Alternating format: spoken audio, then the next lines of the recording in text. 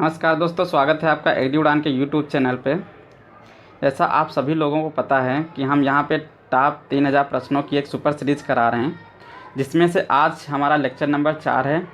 इससे पहले हमने 3 लेक्चर करा दिए हैं और जो व्यूअर चैनल पर पहली बार विजिट कर रहे हैं वो लोग प्ले लिस्ट पर जा कर के वो भी लेक्चर देख सकते हैं। इसके अलावा कृषि से संबंधित और महत्वपूर्ण वीडियो हमने चैनल पर डाल रखे हैं, तो वहाँ पर आप अपने एग्ज़ाम से रिलेटेड वीडियो देख सकते हैं। तो यहाँ पे जो हम करा रहे हैं वो फुल एग्रीकल्चर के सभी सब्जेक्ट जो है करा रहे हैं, और यहाँ पर हम जो भी प्रश्न ले रहे हैं वो एग्ज़ाम की दृष्टि से बहुत ही महत्वपूर्ण हैं। सभी कृषि प्रतियोगी परीक्षाओं में इसी प्रकार के क्वेश्चन पूछे जाते हैं। तो यहाँ पे हम ले रहे हैं general agriculture, agronomy, soil science, horticulture, animal husbandry, agriculture engineering, agriculture extension, entomology, plant pathology, veterinary science, agro forestry और फिशरीज साइंस। मतलब जो भी कृषि से रिलेटेड सब्जेक्ट हैं ज़्यादातर हमने यहाँ पे ले लिए हैं, और हम आपको यहाँ पे सब्जेक्ट वाइज सारे महत्वपूर्ण प्रश्न करा देंगे। ठीक है, तो इस समय हमारा चल रहा है जनरल एग्रीकल्चर। तो आज का जो वीडियो है उसमें बहुत ही महत्वपूर्ण हमने प्रश्न लिए हैं। आप वीडियो को अंत तक देखना, आपको बहुत कुछ सीखने को मिलेगा। ठीक है, तो चलिए वीडियो शुरू करते हैं। हमने यहाँ पे 150 प्रश्न करा दिए हैं और आज हम आपको 200 तक करा देंगे। तो आज का जो क्वेश्चन पहला है 151 नंबर, ठीक है, वो ये है। क्वेश्चन है एंजाइम किस भाषा का शब्द है। ठीक है, तो जो एंजाइम शब्द है वो ग्रीक भाषा का है। नेक्स्ट है सर्वप्रथम कुत्ते का पालन कहाँ किया गया। दोस्तों, जो पहला पालतू पशु है वो कुत्ता ही है, और इसका जो पालन किया गया था वो ईरान और इजराइल में सबसे पहले शुरू किया गया था, जो कि 10,000 BC मतलब बिफोर क्राइस्ट जो होता है। BC का मतलब होता है बिफोर क्राइस्ट, मतलब ईसा मसीह जी के जन्म से पहले। ठीक है, तो ईरान और इजराइल में सर्वप्रथम कुत्ता पाला गया। फिर धान की खेती कब प्रारंभ की गई। जो धान की खेती प्रारंभ की गई वो 4000 BC मतलब बिफोर क्राइस्ट 4000 वर्ष पहले, ठीक है, प्रारंभ की गई। नेक्स्ट है फॉरेस्ट रिसर्च इंस्टीट्यूट की स्थापना कब हुई। देखिए यहाँ पे जितने हम प्रश्न ले रहे हैं एग्ज़ाम की दृष्टि से बहुत ही महत्वपूर्ण हैं। इससे पहले आपने 3 वीडियो देखे होंगे, वहाँ पे हमने जो क्वेश्चन लिए हैं एग्ज़ाम में ज़्यादातर प्रश्न ऐसे ही हैं जो पूछे जाते हैं, और हम सभी प्रश्न ऐसे ही यहाँ पे ले रहे हैं जो एग्ज़ाम में पूछे जाते हैं या तो पूछे जाने की काफ़ी संभावना रहेगी। ठीक है, तो आप क्या कहना, इसका एक अच्छा नोट्स बनाते चलना या फिर इनको वीडियो में ही देख करके लर्न करते रहना। जितने आपको आते हैं वो ठीक है, नहीं जो आ रहे हैं उनको आप लर्न कर लेंगे। तो यहाँ पे पूछ रहा है फॉरेस्ट रिसर्च इंस्टीट्यूट जो FRI है, इसकी स्थापना कब हुई थी। जो इसकी स्थापना हुई थी 1906 में हुई थी, और अगर ये पूछ देता है कहाँ स्थित है तो ये देहरादून में स्थित है। ठीक है, फिर खाद्य विभाग कब बनाया गया। फूड डिपार्टमेंट की स्थापना कब हुई। तो जो फूड डिपार्टमेंट है 1942 में बनाया गया था।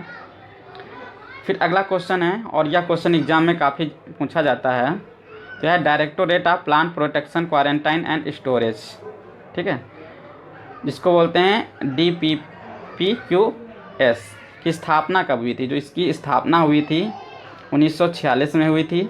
इसके अलावा पूछा जाता है ये कहाँ स्थित है, तो ये फरीदाबाद में स्थित है, और ये क्वेश्चन एग्जाम में बहुत ज़्यादा पूछा जाता है।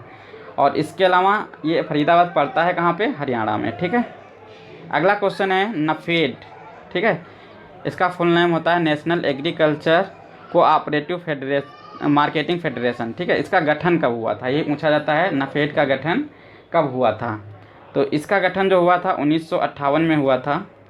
ठीक है, फिर है भारत में प्रथम कृषि विश्वविद्यालय मतलब गोविंद बल्लभ पंत एग्रीकल्चर यूनिवर्सिटी की स्थापना कब हुई थी। जो ऐसे भी पूछ दिया जाता है कि भारत में प्रथम कृषि विश्वविद्यालय कौन सा है, तो यही GBPAU है, जिसकी स्थापना 1960 में हुई थी, और ये पंतनगर में स्थित है। अगला है राष्ट्रीय कृषि आयोग की स्थापना कब हुई। जो राष्ट्रीय कृषि आयोग है इसकी स्थापना हुई थी 1970 में। ठीक है, फिर अगला क्वेश्चन है नार्म इसका नेम होता है राष्ट्रीय कृषि अनुसंधान एवं प्रबंध अकादमी। ठीक है, तो इसकी स्थापना कब हुई थी 1976 में हुई थी। ठीक है, और ये हैदराबाद में स्थित है। अगर आपको इंग्लिश में याद रखना है तो national academy for agriculture research management. ठीक है, फिर ICAR के प्रथम महानिदेशक कौन थे। जो ICAR है इसके प्रथम महानिदेशक कौन थे, तो इसका करेक्ट आंसर है डॉक्टर BP पाल। ठीक है, बीपी पाल ही इसके प्रथम महानिदेशक थे, या फिर ऐसे कह सकते हैं first director general of ICAR. ठीक है, फिर आईसीएआर के प्रथम अध्यक्ष कौन थे। यहाँ पे देखिए मैंने क्वेश्चन ले लिए हैं आईसीएआर से, जितने भी क्वेश्चन ज़्यादातर एग्जाम में पूछ दिए जाते हैं हमने यहाँ सभी करा दिए। इससे पहले हमने आईसीएआर की स्थापना करा दी थी। ठीक है, फिर आईसीएआर के प्रथम अध्यक्ष तो खान बहादुर सर मोहम्मद हबीबुल्ला थे। ठीक है, आपको याद रखना है। अगला क्वेश्चन है आईसीएआर का अध्यक्ष कौन होता है। देखिए बहुत इंपॉर्टेंट क्वेश्चन है और एग्ज़ाम की दृष्टि से बहुत ही महत्वपूर्ण है। ठीक है, तो यहाँ पे जो आईसीएआर का अध्यक्ष होता है वो केंद्रीय कृषि मंत्री होते हैं, मतलब यूनियन मिनिस्टर ऑफ एग्रीकल्चर। तो यहाँ पे हो जाएगा केंद्रीय कृषि मंत्री। ठीक है, अगला है कृषि अनुसंधान एवं शिक्षा विभाग। ठीक है, तो इसकी स्थापना कब हुई थी। इसको बोलते हैं department of agriculture research and education. तो इसकी स्थापना हुई थी 1973 में। ठीक है, नेक्स्ट क्वेश्चन है आईएआरआई की स्थापना कब हुई थी। देखिए हम यहाँ पे क्या कर रहे हैं, वही प्रश्न ले रहे हैं जो इम्पॉर्टेंट हैं और एक सीक्वेंस से ले रहे हैं। ये ना समझना कि हमने सारे एक जैसे ही क्वेश्चन करा दिए हैं। अब हम आपको सब्जेक्ट वाइज जो कराएंगे, जो ज़्यादा पूछे जाते हैं वही क्वेश्चन हम कराएंगे यहाँ पे। तो आपको सभी पढ़ने हैं जितने हम यहाँ पे क्वेश्चन करा रहे हैं। तो आईएआर की स्थापना कब हुई, 1905 में। ये कहाँ पड़ता है, जब स्थापना हुई थी उस समय तो ये पूसा समस्तीपुर बिहार में था। ठीक है, पूरा प्लेस का नाम था पूसा समस्तीपुर बिहार। तो 1905 में इसकी स्थापना हुई थी। ठीक है, और इस समय ये है दिल्ली में। ठीक है, नई दिल्ली में इस समय है। फिर अगला क्वेश्चन है आईएआर को पूसा रोड नई दिल्ली में कब स्थापित किया गया। ठीक है, तो इसका करेक्ट आंसर हो जाएगा 1936 में। ठीक है, अब जब 1936 में ये दिल्ली में स्थापित किया गया था तो इसको याद रखेंगे आप। फिर अगला है आईएआरआई के प्रथम भारतीय निदेशक कौन थे। ठीक है, तो यहाँ पे बहुत अच्छा क्वेश्चन है और आपको इस क्वेश्चन को याद रखना है। तो यहाँ पे करेक्ट आंसर हो जाएगा बी विश्वनाथन। ठीक है, जो आईएआर होता है इसका फुल नेम होता है इंडियन एग्रीकल्चर रिसर्च इंस्टीट्यूट। ठीक है, फिर है भारत की, नेक्स्ट क्वेश्चन जो है भारत की फसल संघनता कितनी है। देखिए ये बहुत इंपॉर्टेंट क्वेश्चन है और कुछ ऐसे क्वेश्चन होते हैं जिनको आपको याद रखने हैं और ये बदलते रहते हैं। ठीक है, अब जैसे ये है भारत की फसल संघनता कितनी है, क्रॉपिंग इंटेंसिटी की ये बात हो रही है यहाँ पे। तो क्रॉपिंग इंटेंसिटी प्रेजेंट टाइम 142 है, लेकिन कुछ ओल्ड बुकों में आपको कहीं पे 135 भी लिखा मिल जाएगा या फिर 138 मिल जाएगा। ठीक है, तो आपको ऐसा नहीं ध्यान रखना है। जब भी आप एग्ज़ाम देने जाएंगे और जिस समय आप देने जा रहेंगे उस समय आप इसको याद रखेंगे। ठीक है, आप नेट से इसको सर्च कर सकते हैं। ठीक है, या फिर अदर कोई तरीका हो सकता है, बुक में भी लिखा मिल सकता है कहीं पे जो करंट बुक होगी। तो इस समय करंट का जो है 142 है लगभग। ठीक है, अगला क्वेश्चन है प्रथम वन क्षेत्रफल वाला राज्य कौन सा है। तो यहाँ प्रथम वन क्षेत्रफल वाला राज्य हो जाएगा मध्य प्रदेश। मध्य प्रदेश में सबसे ज़्यादा भारत के अंदर वन पाए जाते हैं। जो अगला क्वेश्चन है ओजोन की अधिकतम मात्रा कहाँ पाई जाती है।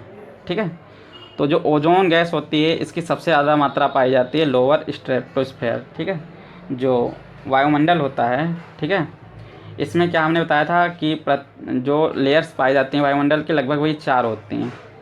इसमें ट्रोपोस्फेयर होता है, स्ट्रेटोस्फेयर होता है, मीजोस्फेयर होता है और थर्मोस्फेयर होता है। ठीक है, तो यहाँ पे स्ट्रेटोस्फेयर की बात हो रही है, इसकी लोअर लेयर में पाई जाती है ओजोन। ठीक, फिर पानी की शुद्धता के लिए सर्वाधिक प्रयोग किसका किया जाता है। देखिए यहाँ पे हम आपको थोड़ा सा जल्दी में बता रहे हैं क्योंकि वीडियो ज़्यादा लंबा खिंच जाता है तो आप ही लोग मतलब देखने में पूरा वीडियो नहीं देखते हैं। तो हम कोशिश करते हैं कम समय में जितना हो सके आपको हम बता सकें और इसीलिए हम पीडीएफ फॉर्म में आपको वीडियो बना के दे रहे हैं जिससे कि आप ज़्यादा से ज़्यादा और कम समय में क्वेश्चन कर सकें। ठीक है, तो यहाँ पे है पानी की शुद्धता के लिए सर्वाधिक प्रयोग किसका किया जाता है। तो पानी को शुद्ध करने के लिए सबसे ज़्यादा क्लोरीन यूज की जाती है। फिर अगला क्वेश्चन है अम्लीय वर्षा के लिए जिम्मेदार गैस कौन सी होती हैं। देखिए बहुत अच्छा क्वेश्चन है और एग्ज़ाम की तरफ से भी बहुत इंपॉर्टेंट है, आप इसको याद रखेंगे। तो यहाँ पे हो जाएगा SO2 और NO2। ठीक है, सल्फर डाइऑक्साइड और NO2। ठीक है, फिर प्रोटीन किसके द्वारा बनी होती हैं। तो प्रोटीन जो होती हैं वो अमीनो एसिड द्वारा निर्मित होती हैं। अमीनो एसिड की चेन्स जो होती हैं उन्हीं के द्वारा ये बनी होती हैं। अगला क्वेश्चन है आग बुझाने वाले सिलेंडर में कौन सी गैस भरी होती है। जो आग बुझाने वाले सिलेंडर होते हैं जब आग वाग लग जाती है और देखा होगा आपने कहीं कहीं जैसे कोई बड़ी सी फैक्ट्री है या फिर कोचिंग बड़ी सी है, वहाँ पे जो आग बुझाने वाले सिलेंडर हैं वो हमेशा लगे रहते हैं किसी हॉस्पिटल में या किसी भी जगह पे जहाँ पे सोशल वर्क ज़्यादा होते हैं, तो उनमें कार्बन डाइऑक्साइड ही गैस भरी रहती है। ठीक, अगला क्वेश्चन है कौन सा कार्बोहाइड्रेट केवल जीवों की कोशिका में संचित होता है। देखिए बहुत अच्छा क्वेश्चन है। तो जो जीवों की कोशिका में पाया जाता है वो ग्लाइकोजन पाया जाता है। ये कार्बोहाइड्रेट है, ये ग्लाइकोजन जीवों की ही कोशिका में पाया जाता है। अगला क्वेश्चन, विश्व में भारत के भौगोलिक क्षेत्रफल की हिस्सेदारी कितनी है। मतलब ये हुआ कि जो विश्व का टोटल क्षेत्रफल है उसमें भारत का क्षेत्रफल कितने परसेंट है। मान लीजिए टोटल अगर 100% होता है तो भारत में उसका क्या परसेंटेज है। तो भारत में है 2.4%। इसको आप याद रखेंगे, बहुत इंपॉर्टेंट क्वेश्चन है ये। फिर विश्व व्यापार में भारत से सर्वाधिक निर्यात किया जाता है। जब जो विश्व लेवल पे व्यापार होते हैं कृषि से संबंधित, उसमें भारत से सबसे ज़्यादा कौन सी चीज़ मतलब निर्यात की जाती है, मतलब भेजी जाती है दूसरों देशों में। तो यहाँ पे सबसे ज़्यादा जो अपने यहाँ से निर्यात किया जाता है धान है, और दूसरे नंबर पे काजू, फिर गेहूँ है। आप इसको याद रखेंगे और ये एग्ज़ाम की दृष्टि से बहुत ही इंपॉर्टेंट क्वेश्चन है। अगला क्वेश्चन है विश्व कृषि व्यापार में भारत में सर्वाधिक आयात किया जाता है।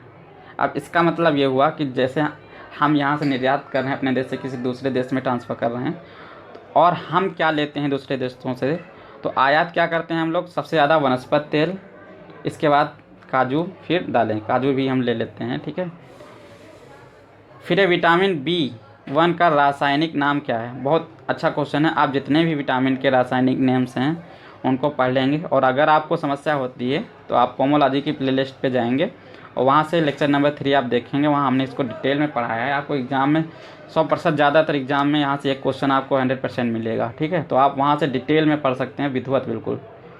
तो इसका करेक्ट जो आंसर हो जाएगा वो हो जाएगा थायमीन। कई सारी चीज़ें वहाँ पे मैंने बता दी हैं, जितने भी मिनरल्स होते हैं या फिर विटामिन्स होती हैं, कैसे कैसे रोग होते हैं, किसकी और कहाँ कहाँ पे इनकी उपलब्धता होती है, सब कुछ मैंने बताया है। क्वेश्चन है घेंघा जिसको कहते हैं ग्वाइटर रोग किसकी कमी से हो जाता है। तो ये हो जाता है आयोडीन की कमी से। ठीक है, नेक्स्ट क्वेश्चन है फलों को पकाने में सहायक हार्मोन कौन सा है। बहुत इंपॉर्टेंट क्वेश्चन है। जो ये हार्मोन होता है, ठीक है, ये इथरेल और इथेफान दो गैसेस में परिवर्तित हो जाता है। ये इथिलीन होता है। ठीक है, और जो इथरेल होता है वो लिक्विड फॉर्म में पाया जाता है, और जो इथेफान होता है वो गैसेस फॉर्म में पाया जाता है। और ये जो इथिलीन होता है ये एक हार्मोन होता है जो फलों को पकाने में यूज होता है। ठीक है, तो इसके कितने फॉर्म होते हैं, 2 होते हैं। एक तो इथराल होता है, एक इथेफान होता है। इथराल जो होता है वो लिक्विड फॉर्म में होता है, मतलब तरल पदार्थ के रूप में होता है, और इथेफान जो होता है, ठीक है, वो होता है गैसेस फॉर्म में। ठीक, अगला क्वेश्चन है विटामिन शब्द किसने दिया। बहुत अच्छा क्वेश्चन है और एग्जाम में पूछा बहुत जाता है। तो विटामिन शब्द दिया था फंक ने, और 1912 में इन्होंने यह शब्द दिया था। ठीक है, फिर अगला क्वेश्चन है वसा में घुलनशील विटामिन कौन से होते हैं। तो देखना, विटामिन जो होते हैं कुछ होते हैं जल में घुलनशील, कुछ होते हैं वसा में घुलनशील। तो आप याद रखेंगे जो वसा में घुलनशील होते हैं वो ADE के होते हैं। ठीक है, आप एडक याद रख सकते हैं इसको एडक के रूप में। ठीक है, और जो जल में घुलनशील विटामिन होते हैं यहाँ पे देखेंगे वो B और C होते हैं। ठीक है, तो वसा में घुलनशील विटामिन एडक मतलब ADE के, और जल में जो होते हैं वो होते हैं B और C। ठीक है, अगला क्वेश्चन है इंजाइम शब्द किसने दिया। इससे पहले हमने आपको कराया था इंजाइम जो होते हैं किस भाषा का शब्द था, तो ग्रीक था। अब हम आपसे बोल रहे हैं कि इंजाइम जो है शब्द किसने दिया। जो इंजाइम शब्द था, ठीक है, इसको दिया था W कुहने ने। ठीक है, W कुहने ने, आप याद रखेंगे इसको, W कुहने, और यह 1898 के आसपास दिया गया था। फिर है अंतर्राष्ट्रीय मृदा वर्ष कब मनाया जाता है। देखिए कई सारे वर्ष होते हैं, जैसे चावल धान वर्ष हो गया, मृदा वर्ष हो गया, ठीक है, और बहुत सारे वर्ष हैं। तो यहाँ पे हमने लिया है मृदा वर्ष जो कि सन 2015 में मनाया गया। फिर है विश्व पर्यावरण दिवस कब मनाया जाता है। देखिए ये क्वेश्चन बहुत ही पॉपुलर है और ज़्यादातर लोगों को पता होगा। तो ये 5 जून में मनाया जाता है और एग्जाम में पूछा भी काफ़ी जाता है। अब देखिए यहाँ पे बहुत ही अच्छी चीज़ें हैं और इसको ध्यान से आपको समझना है। यहाँ पे क्वेश्चन है टिकाऊ खेती जिसको बोलते हैं सस्टेनेबल एग्रीकल्चर। ठीक है, तो ये क्या होती है। तो इसमें क्या किया जाता है, जैसे जो हमारी भूमि होती है वहाँ पे हम क्या करते हैं, जो रासायनिक उर्वरक होते हैं या फिर मान लीजिए कीटनाशी होते हैं या अदर कोई भी मतलब केमिकल्स रिलेटेड रसायन जो होते हैं उनका यूज नहीं करते हैं और नॉर्मल खेती करने की कोशिश करते हैं, जिसमें हम लोग जैव उर्वरक यूज कर सकते हैं और गोबर की खाद ऐसे मतलब ऑर्गेनिक मटेरियल ज़्यादा डालते हैं। ठीक है, तो जिससे क्या होता है मृदा की उर्वरता जो है मेंटेन रहती है और हमें जो है अच्छी तरीके से खेती के जो प्रोडक्ट मिलते हैं बहुत ही शुद्ध मिल जाते हैं। ठीक है, तो उसी को बोलते हैं सस्टेनेबल एग्रीकल्चर, मतलब टिकाऊ खेती, ज़्यादा दिन तक अच्छी तरीके से चलाना। अब हम बोलें इसको किस किस नाम से जानते हैं। एक तो हो गया ये टिकाऊ खेती होती क्या है, आप जान गए। ठीक है, अब है क्वेश्चन इसको किस किस नाम से जाना जाता है। ठीक है, तो यहाँ पे इसको कई नाम से जाना जाता है सस्टेनेबल एग्रीकल्चर को। जैसे पहला है जैसे यहाँ पे प्राकृतिक खेती जिसको नेचुरल फार्मिंग कहेंगे, दूसरा इकोलॉजिकल फार्मिंग कहेंगे। ठीक है, फिर ऑर्गेनिक फार्मिंग कहेंगे। ठीक है, तो इसके अलावा पर्माकल्चर भी बोलते हैं, इको फार्मिंग भी बोलते हैं। तो आप इनको कई नामों से याद रखेंगे और एग्जाम में पूछ भी दिया जाता है कि जो सस्टेनेबल एग्रीकल्चर है इसको किस नाम से जानते हैं। तो हमने आपको 4-5 चीज़ें बता दी हैं, एक तो natural farming, ecological farming, organic farming, permaculture, eco farming. ठीक है, इतने नामों से इसको जानते हैं। अगला क्वेश्चन है झूमिंग खेती क्या है और इसे किस नाम से जानते हैं। जो झूमिंग खेती है इससे पहले मैंने भी करा दिया है इसको आपको। तो ये होती क्या है, मैंने आपको बताया था जितने भी हिली क्षेत्र होते हैं मतलब पहाड़ी क्षेत्र होते हैं वहाँ पे क्या होता है कि जंगलों को काट करके भूमि को सही कर लिया जाता है और उसके बाद में वहाँ पे खेती की जाती है। जब तक उसकी उर्वरता मेंटेन रहती है मतलब वहाँ पे फसलों से अच्छा प्रोडक्शन मिल जाता है तब तक तो हम खेती करते हैं। इसके बाद क्या करते हैं, उस खेती को छोड़ के कहीं नई जगह पे जा कर के फिर हम जंगल काट करके नए सिरे से खेती करना शुरू करते हैं। तो उसी को कहते हैं झूमिंग या फिर शिफ्टिंग कल्चर। शिफ्टिंग मतलब एक जगह से दूसरी जगह शिफ्ट करना। ठीक है, या लैंड रोटेशन। तो ऐसे भी अगर पूछ सकता है आपसे कि जो शिफ्टिंग कल्टीवेशन होती है इसको किस किस नाम से जानते हैं, तो आप इसको बोल सकते हैं झूमिंग फार्मिंग। ठीक है, झूमिंग खेती कह सकते हैं, शिफ्टिंग कल्टीवेशन कह सकते हैं, लैंड रोटेशन कह सकते हैं। और यह जो ज़्यादातर की जाती है वो जैसे उत्तराखंड है, एमपी है या हिली एरिया जितने भी हैं वहाँ पे की जाती है। ठीक है, तो अगला क्वेश्चन है हाइड्रोपोनिक्स संबंधित है, बहुत इंपॉर्टेंट पॉइंट है। हाइड्रोपोनिक्स क्या होता है, तो ये होता है जल में खेती करना। ठीक है, इसमें क्या होता है हम लोग पूछते हैं सॉइल लेस, मतलब ये क्या होती है सॉइल लेस खेती की जाती है। जैसे मशरूम भी होता है सॉइल लेस होता है और यहाँ भी सॉइल लेस होता है। यहाँ पे हम पानी में खेती करते हैं ज़्यादातर, तो इसमें ज़्यादातर फूल और सब्जियों की खेती की जा सकती है। ठीक है, नेक्स्ट क्वेश्चन है जीरो टिलेज के पिता कौन। आप ध्यान से समझना, मैंने क्वेश्चन किया है जीरो टिलेज। ठीक है, इसको बोलते हैं शून्य भू परिष्करण। तो शून्य भू परिष्करण के पिता कौन है, तो इसके पिता हैं ट्रिपलेट। इनका फुल नेम होता है ग्लोबलर बी ट्रिपलेट्स। ठीक है, और अगला वर्ड है ग्लोबल वार्मिंग क्या है। देखिए ये भी बहुत इंपॉर्टेंट पॉइंट है और आपको अच्छे से समझना है ये क्या होता है। ग्लोबल वार्मिंग होता क्या है, जैसे हमने यहाँ पे आपको बताया कि इसमें सूर्य की ऊष्मा से पृथ्वी की सतह गर्म हो जाती है और इसमें क्या होता है, इस घटना में ग्रीन हाउस गैसेस भाग लेते हैं। तो आप इसको ध्यान से समझिए, जब सूर्य की किरणें पृथ्वी पर आती हैं तो क्या होता है कि जो पृथ्वी होती है उन किरणों को अपने अंदर एब्जॉर्ब करती है, मतलब अवशोषित करती है। ठीक है, अवशोषित करने के बाद कुछ ऊष्मा क्या होती है उसको उत्सर्जित भी करती है, मतलब बाहर भी निकालती है और उसके द्वारा कुछ रिफ्लेक्ट होकर मतलब इंफ्रारेड रेडिएशन जो होता है, ठीक है, उसके द्वारा ये परावर्तित हो जाती हैं और वापस वातावरण में चली जाती हैं। फिर क्या होता है, जो ग्रीन हाउस गैसेस होती हैं वो इनको रोक लेती हैं, ठीक है, और इनको पुनः पृथ्वी की ओर परावर्तित करती हैं, जिससे क्या होता है बहुत ज़्यादा पृथ्वी का तापमान बढ़ जाता है। इसी को क्या कहते हैं, ग्लोबल वार्मिंग कहते हैं। तो आपको ध्यान रखना है इस ग्लोबल वार्मिंग में जितनी भी ग्रीन हाउसेस गैसेज होती हैं वो भाग लेती हैं सूर्य। आप कम शब्दों में समझें कि जो सूर्य की किरणें होती हैं पृथ्वी पर आती हैं और कुछ एब्जॉर्ब होती हैं, कुछ रिफ्लेक्ट मतलब पुनः परिवर्तित होकर वापस चली जाती हैं, लेकिन पूरा परिवर्तित नहीं हो पाती हैं। जो ग्रीन हाउस गैसेज होती हैं वो इनको रोक लेती हैं और पुनः पृथ्वी की ओर भेजती हैं, ठीक है, जिससे क्या होता है पृथ्वी का तापमान बढ़ जाता है। आपको ऐसे याद रखना है बस। तो इसमें कौन भाग लेते हैं, ग्रीन हाउस गैसेस, मतलब कार्बन डाइऑक्साइड, मीथेन, CFC और नाइट्रस ऑक्साइड। तो आप ध्यान रखना है ग्रीन हाउस गैसेस मैंने इससे पहले वाले वीडियो में पढ़ा दिया है। फिर अगला है राष्ट्रीय ब्यूरो की संख्या कितनी है। अगर आपको कुछ वर्ड समझ में कम आते हैं तो आप वीडियो को दोबारा देखेंगे और ध्यान से समझेंगे तो सारी चीज़ें आपको समझ में आ जाएंगी। तो यहाँ राष्ट्रीय ब्यूरो जो हैं वो 6 हैं, ध्यान रखेंगे, ये भी क्वेश्चन पूछ दिया जाता है एग्जाम में।